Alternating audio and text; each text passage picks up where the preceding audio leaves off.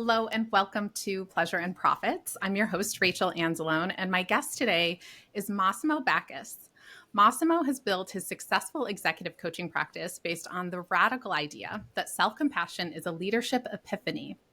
It's radical because it's in direct opposition to the traditional leadership orthodoxy that you have to become less of a human to be a better leader.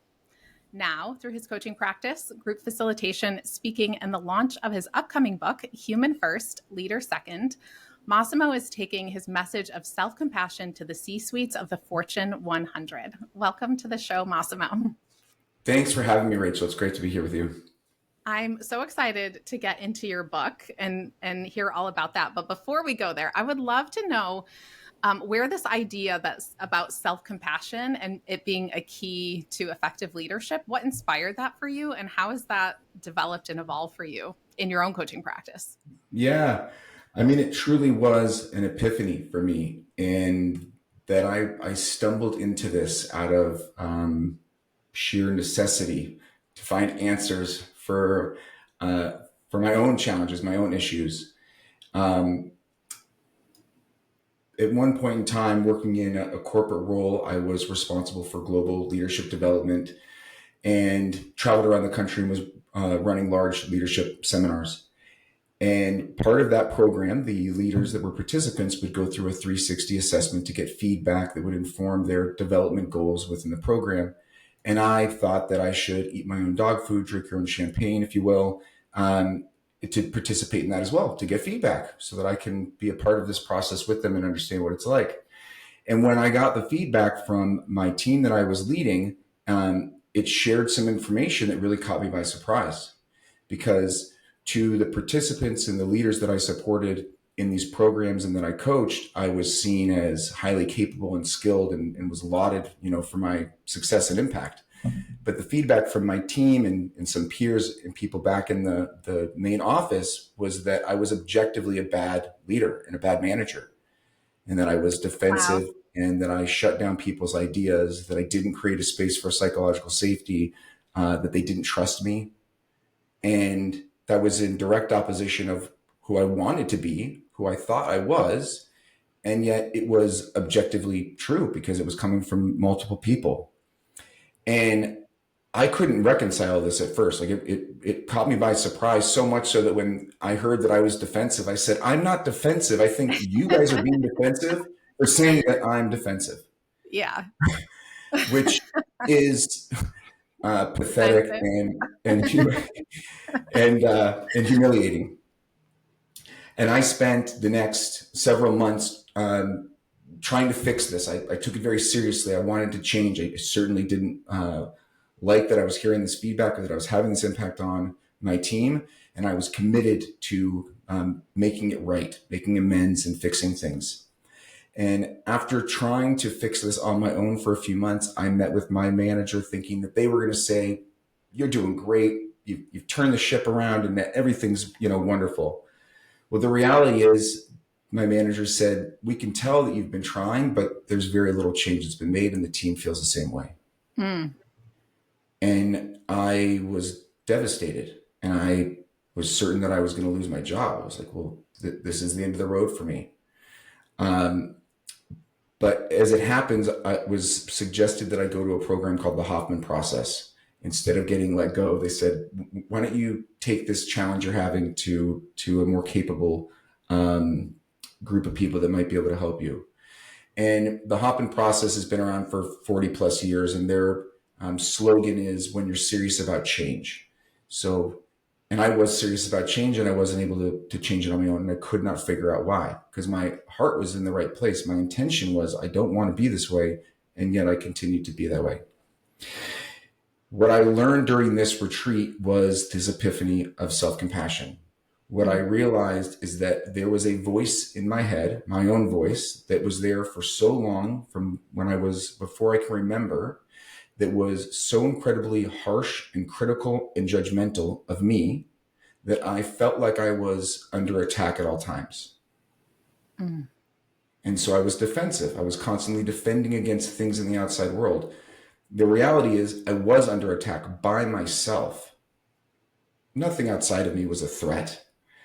but I perceived it that way because I was incessantly beating myself up for not being perfect enough or smart enough or what have you. And the epiphany hit me as I was on a walk during a break in between the program. Um, and I remember that that voice was gone because there was no voice. And it was the silence that was so new to me. Mm, yeah. And in the silence, I noticed that my senses were heightened, that I could hear the rustling of the leaves as the breeze was going through the trees. And I felt the sun hit my skin and how it like actually warmed my body. And I started laughing in that moment hysterically. It was probably a good thing that I was alone because the laughter could have been alarming to somebody to see, how much I was laughing. And it was the kind of childlike laughter that you laugh so much that you end up laughing about how much you're laughing. And it just feels so good because it's unfettered, abundant joy. And I came to that epiphany through the practice of self compassion, which is the acknowledgement that I am suffering and I can be the source of comfort for myself, Mm, that I can be the source of care that I need so that I will not feel like I'm under a threat by myself from this critical voice, and that I can speak to myself more kindly so that when I made a mistake or someone had a different point of view for me, that that wasn't a threat because I knew that I was mm, okay, even though the outside world was not as I wanted it to be. It seems trivial and trite and like a very juvenile thing to be operating that way. I also know that I'm very much not alone in how our experience with a critic or a judge or an imposter syndrome, um, striving to be something that we don't think that we are, can really tear people apart and bring out some of our worst qualities that we don't want to be that way, but it still happens. And I spent the next few years after I had this epiphany as kind of an anthropologist of self compassion, diligently practicing it with myself because in that moment I made a commitment to myself that I would never go back to the way I was before. And that meant that every day I had to practice self compassion. Every day I had to strive towards being loving to myself. Um, but I did that kind of clandestinely. It was something that I was just doing for me. I didn't necessarily share this with people openly. I certainly didn't have an aspiration to write a book about it at that point in time. yeah. But it was many years later, after doing my own quiet study of myself and observing other people and the clients that I work with, that I realized this is a universal concept that so many people could benefit from. And um, while there's a tremendous amount of research, 20 years of really robust research, and some incredible thought leaders in the space, Kristen Neff, Serena Chen, Chris Germer, that are doing this great research. In the corporate space with the clients that I work with, this notion of self compassion is a far distant idea. And I was called to make sure that those people got in on the news that there's something here that's valuable and important and um, that is a necessity, I believe. That's an incredible story. So, first of all, I can fully relate to that moment when the voice stops for the first time. I remember having that moment myself. I think I was around age 32. and Yeah. I and having this realization that my mind wasn't racing and that I didn't remember any moment prior in my life when that was ever the case, that it had always been there and had always been that way. And then this holy shit moment of like, is this what other people are experiencing? Like, do are other people walking around without their mind racing and having these intense, these thoughts all the time? And I think it's pretty common, especially in high performers, right? Like really capable people, whether it's in the entrepreneurial space or in a corporate space, people who are well accomplished. I think part of probably what motivates a lot of people is that voice early on. And then there's a point where we have to sort of disentangle from that. And that's what I hear you talking about in terms of finding that that self-compassion was the key to that. And you said, you know, it might sound juvenile, and yet the thing is that even we could work on these things for a lifetime, and there's still more and more and more layers. So even if we've been doing the work for 10 years or 20 years or for however long, there's always these moments that come up where you're like, oh shit, I'm doing it again. Or Yeah. I've taken care of it in this whole area of my life, but in this area, I'm Yes. still, you know, being too hard on myself or too, you know, I don't think there's a point where we get past it 100%. Maybe when we reach enlightenment. I don't know. I think that it is something that you recommit to every day.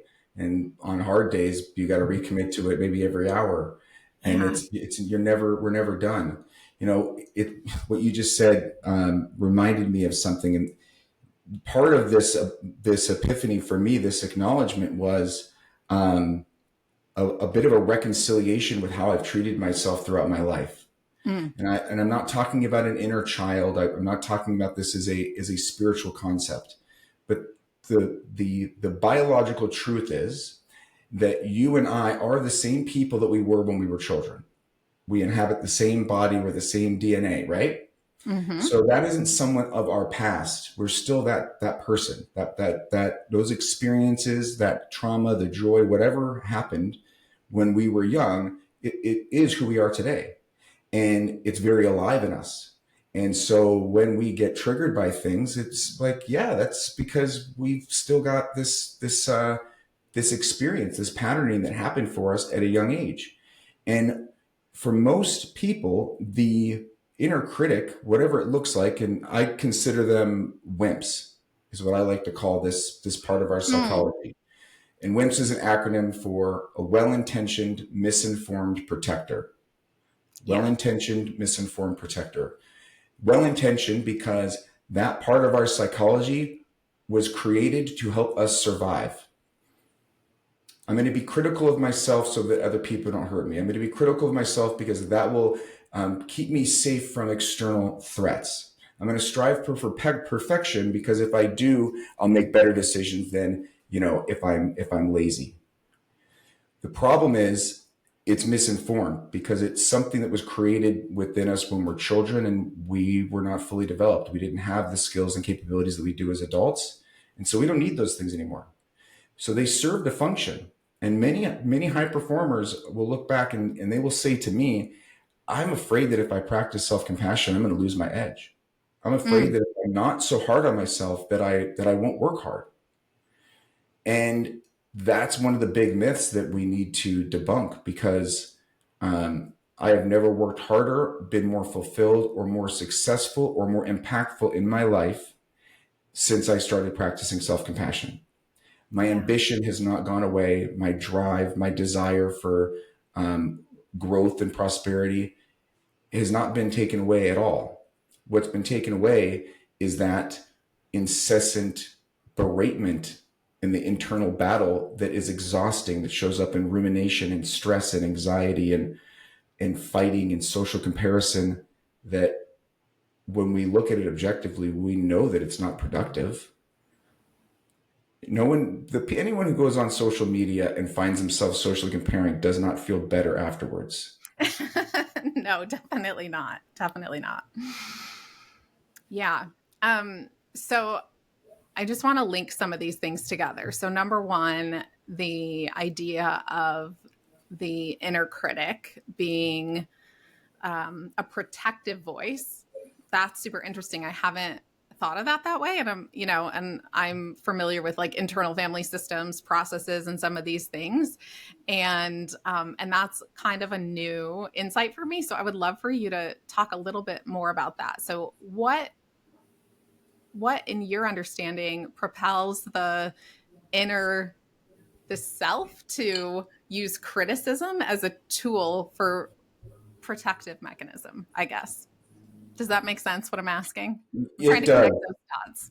It does. And to clarify this concept a little bit, the protective part of us, it could be criticism, but criticism can show up in perfectionism, Okay, got it. right? Got it. Um, it can show up in somebody who is a bit of a hard ass, who's always, pushing for better. The person that's like, I'm the most driven person, right? I'm the most ambitious person. We know those types of people, Yeah. right? But they also Yeah. have some version of criticism that comes along with that. For me, my go-to was defensiveness. Yeah. But there was a criticism that followed that. Why did you get defensive? Why are you upset by that? You know, but the way that these whims show up, whether it be perfectionism or defensiveness, or for some people it's being a contrarian, which is like, I'm always going to play the devil's advocate, Mm. right? And that's basically a desire to have control. If I always play the devil's advocate, then I'm in control because I'm always taking a stance that no one's really going to take with me. So I get to control my narrative. Wow. The idea that these are well intentioned is that they are there to, um, they have protected us in some form or fashion. Yeah. They've given us a sense of security in some form or fashion. And potentially when we were younger, that was effective. But what I find is that those people that are the high performers, at some point they start to realize this is actually causing more harm than good. Mm-hmm. But it's a well-worn path. It's a well-worn relationship that I have, and I don't know how to change it. But I'm starting to hear that I'm too overbearing for people, or I'm too defensive, or my perfectionism is getting in the way of my relationships. Yeah. And now I want to change it because you no longer need that protection. And the question is, what are the real threats that are out there in the world? Like what really is a threat? It's We're definitely not constant, somebody not getting a document into you on time or something like that, right? Like there are very few. and a lot of the things that we perceive as threats are things that are outside of our control. Yeah. And once you realize that a lot of the things that are outside of our control aren't threats, it's easy to let those things go. And that space can then be occupied by the things that are in your control, which is, how do we speak to ourselves? How do we treat ourselves? How do we ensure that we're internally resourced instead of striving for self-esteem through external validation, which I think of as, it's like eating Cheetos. When you eat a Cheeto, you don't just eat one Cheeto. You end up eating like the whole bag because they're designed to be moreish. But Yeah. you're not satiated when you're done. There's no nourishment to them. You're probably still hungry. And when I eat them, I have a little bit of shame after, eating the Cheetos because I'm like, I just ate a bag of Cheetos. Whereas self-compassion is like eating nutrient-dense whole foods. It Yeah. sustains you. And to the point of not losing your edge, when you practice self-compassion, it doesn't make you less ambitious or less good at what you do, but it takes away your need for it. So Mm. if I was driven by self-esteem and I wrote a book, my self-worth would be tied to the success of a book. Yeah. If it doesn't sell a certain number of copies, if it's not beloved by all, if it's not praised, then I am of less worth. But to publish a book from a place of self-compassion is, I have a message that I believe in. I'm internally resourced to be enough just as I am, and it will serve its purpose in the way that it does. And I recognize what is out of my control, which essentially, once the book is printed, everything else is out of my control. I can't control who reads it, when they Absolutely. read it, how they read it, Yeah. right? I have to let go of all of that and not be attached to the outcome. But that doesn't take away the fact that I have dreams, I have ambitions for it, but my self-worth is not connected to that in any way at all. Yeah.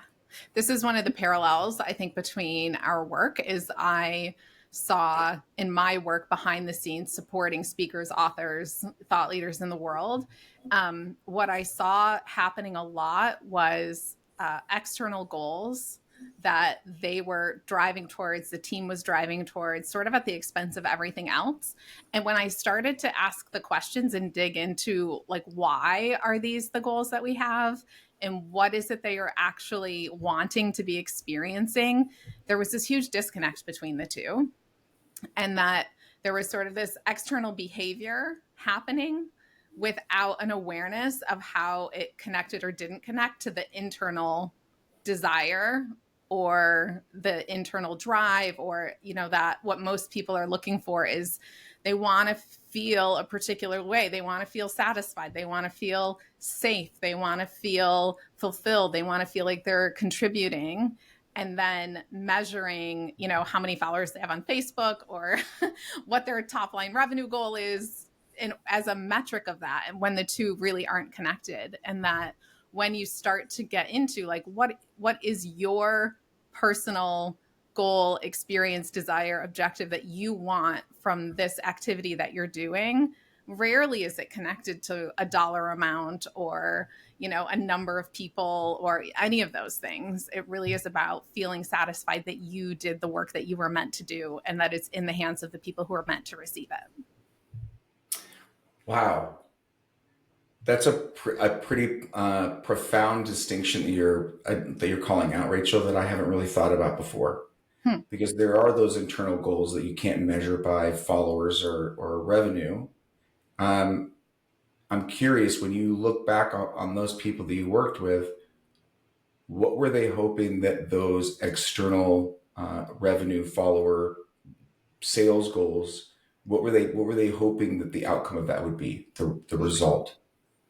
I think often it's the case that there's a belief that once I hit those goals, then I can have the stuff that I want to have. Then I can have more time with my family. Then I can have the dream house. Then I can take the vacations. Then I can, run in the circles that I want to run in, like whatever it is. But that those revenue goals, market, whatever those goals are, those external things have to be hit first.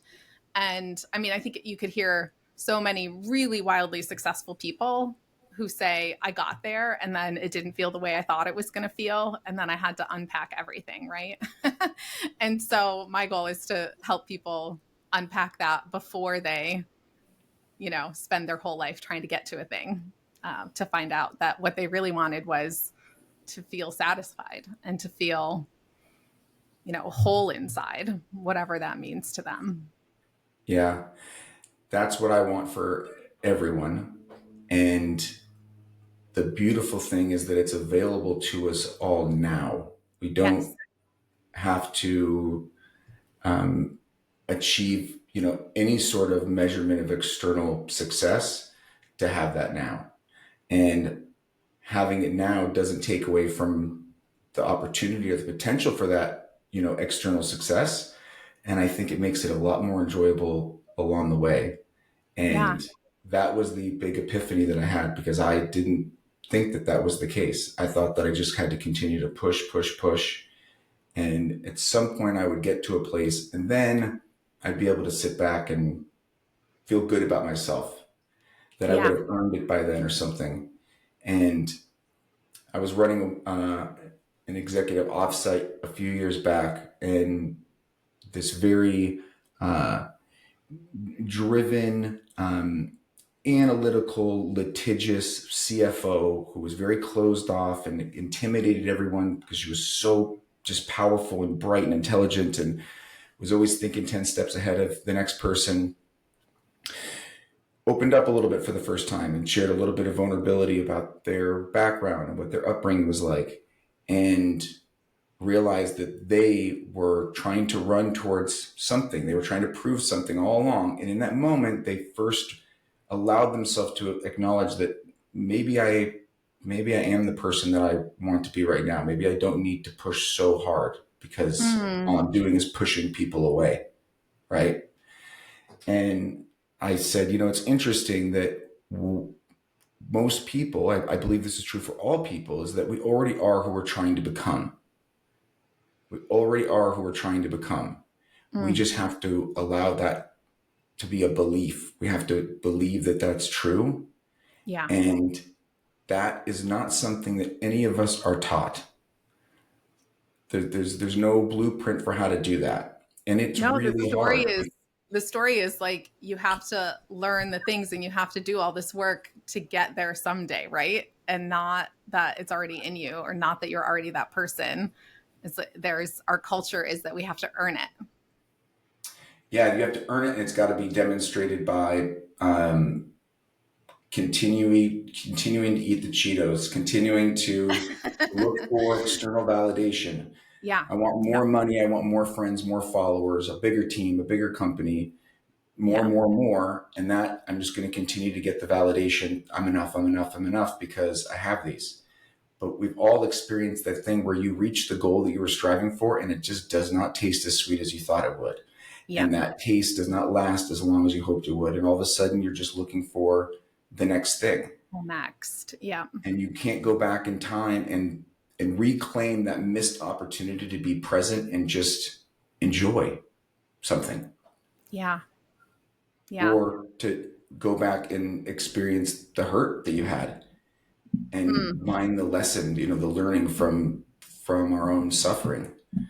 Um, because there's a lot of richness in our own pain. Like when we allow ourselves to actually feel sadness, that is as rich of a human experience as it is the joyful laughter that I experienced that day. Mm. And we try and minimize these things. Like I don't want to feel sadness. I don't want to feel anger because we judge our emotions. Like when people will tell me like, I'm not an angry person, I don't experience anger. My first thought is, I wonder what's missing for them. What are they missing out on by not experiencing anger? Yeah. My first thought is, where is it all getting stuffed and when is it going to come out? Yeah, that too. That too. That too. Yeah. So I'm curious then, so you had this realization for yourself around self-compassion, and I'm curious what your process was then for linking that to your own leadership skills and then evolving that into this book concept, this human first, leader second, and the coaching that you're doing now. The I never aspired to be an author. That was never a career goal of mine. The desire to write it was really more of a calling, I suppose. Just it came out of uh, a need that I had. I was looking for, is there a book around self-compassion? I really want to learn more about this. Mm. And is there a book around self-compassion for executives and for leaders in the types of organizations that I support? I just couldn't find one. And it was in that I realized, I guess I should do that because I saw the need. And Yeah. it wasn't just for me, it was for the thousands of leaders that I've, worked with. And what I realized in writing the book and doing the research for it was that I'm not the expert. I'll never be the expert, and that this isn't a certification. This isn't like I got certified in self-compassion, so therefore I am. It's something that is a lifelong journey. It's a commitment, and that I've learned more about self-compassion in the process of writing this book than I ever thought that I could, because it was a forcing function for me to address a lot of my wimps, my inner critic, my imposter syndrome. Who am I to write a book? Why does anybody care? Is this brand suicide that I'm attaching, my credentials and my career to this concept that could be perceived as too woo-woo or weak? All sorts of doubt that came into it. Adding to the fact that I'm dyslexic and I'm not, writing does not come easily to me. I was like, what am I doing? This is a Sisyphean effort that I'm, trying to take this on. But there was one constant, which is I believe with every fiber of my being that there is nothing more important or more powerful than learning to love yourself. For each person, like, there is nothing more important than that. And the interesting thing about self-compassion is Chris Germer, who's one of the kind of leading researchers in the space, says that the research is getting boring. The research around self-compassion is getting boring because any marker of wellness, of personal, professional well-being is improved through self-compassion. All of them, every single one, meaning that self-compassion is like the God particle. It is an accelerator for anything that we want to be more of as humans. more loving, more caring, more patient, more thoughtful, better at listening, more trusting, more trustworthy, a better communicator, whatever it is, self-compassion will help that. I want to be more resilient. I want to have more grit. I want to be more curious. I want to be better at learning. I want to be better at rebounding from setbacks.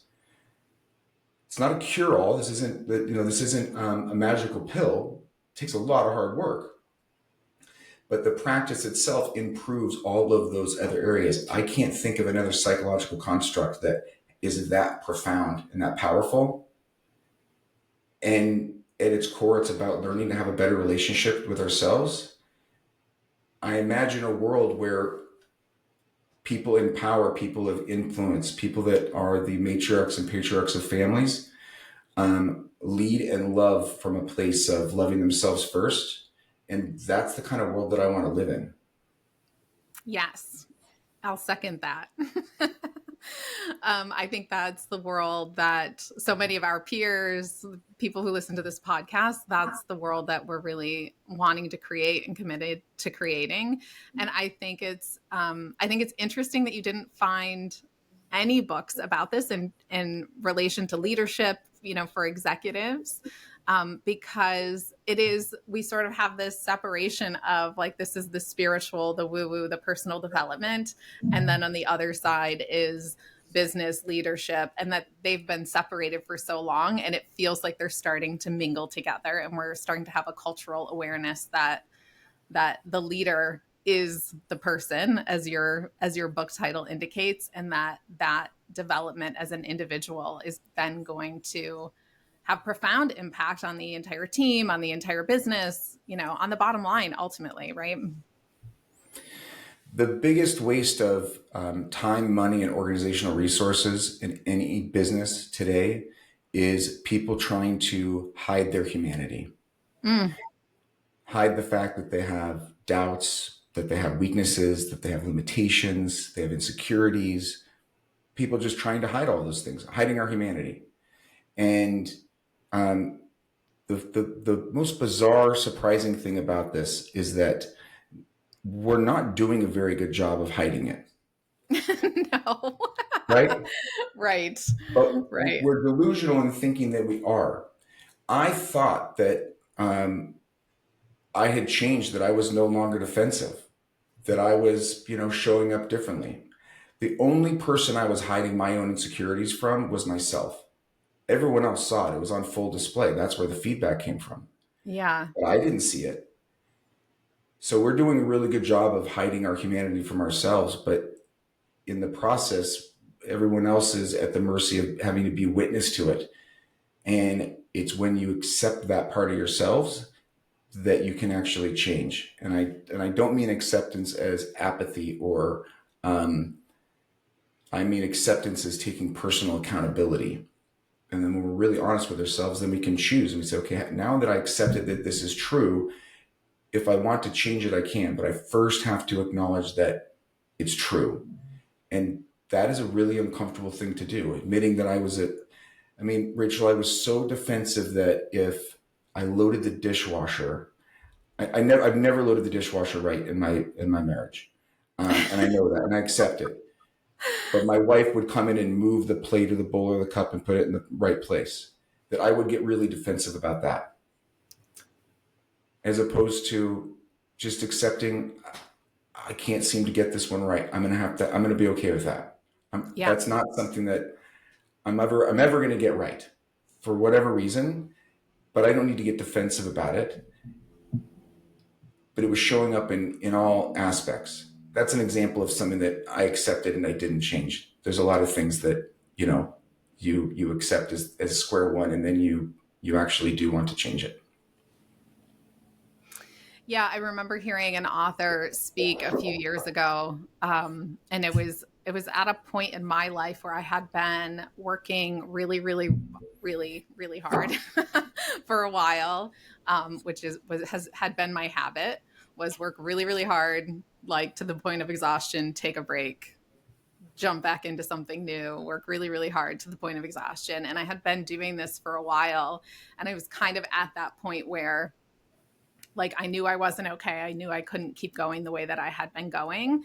And yet I was like hanging on so tightly, right? Because the story is if I let go for a second, it'll all fall apart. And I went to this very short, like 1 or 2 day retreat, and there was a woman there speaking who I'd never heard speak before, and she had lived in a Buddhist monastery for a long time, and she just said this one little nugget that just froze, like made me stop. And it was that the ego will tell us if we stop moving that we'll just turn into a blob of nothing. Like the ego has this story that we can't slow down, that we can't pause, that we can't reflect, that if we stop moving so quickly that it'll just fall apart, and that it's a lie, and that if we test the lie we'll find out that it's a lie, but we have to be willing to test it.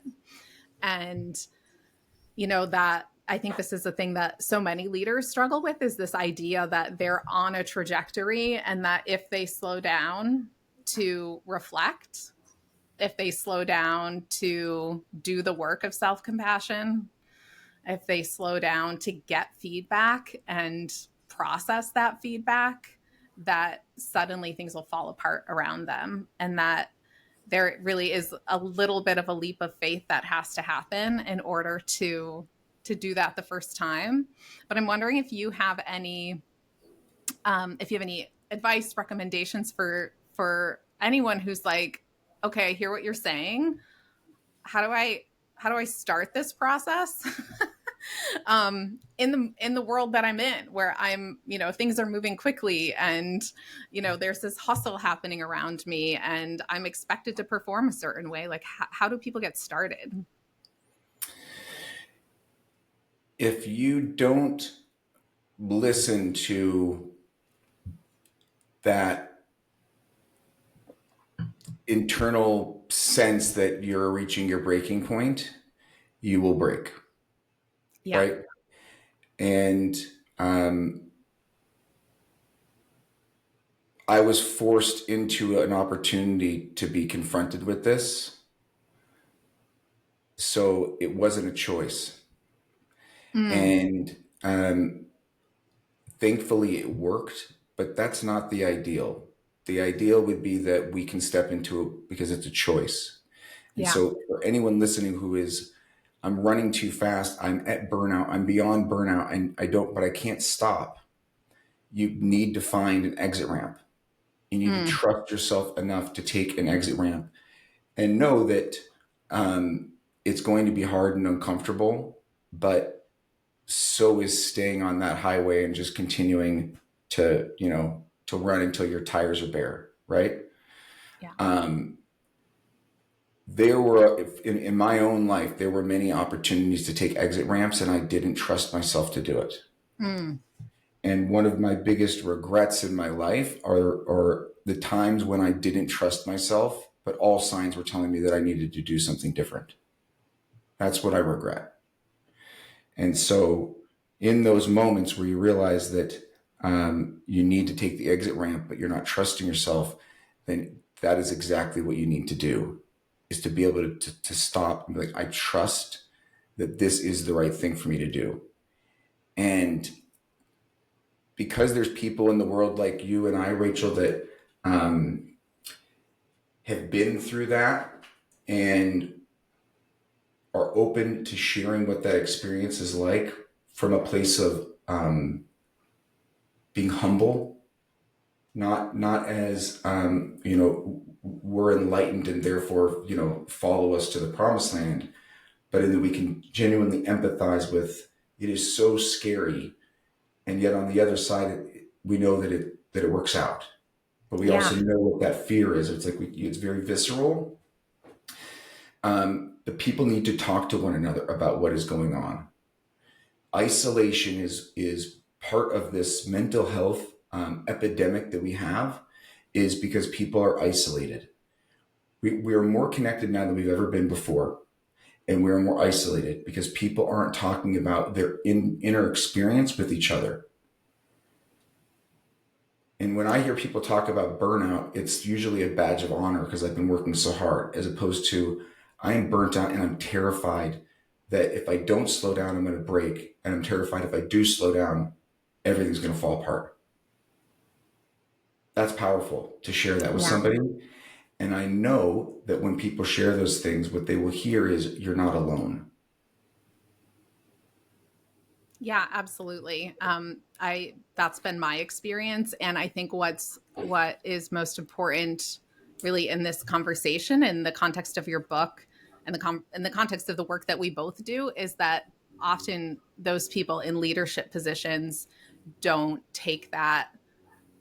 They don't have that person to talk to say that to, because they're at the top of an organization and they don't have peers, and finding those peers, or finding, a coach like yourself, or, somebody to support them, to who understands those experiences, who can support them through it, is really critical, because, you can't say to the person in the cubicle next to you, like, I'm having a bad day, let's go have a beer, because there's no cubicle next to you.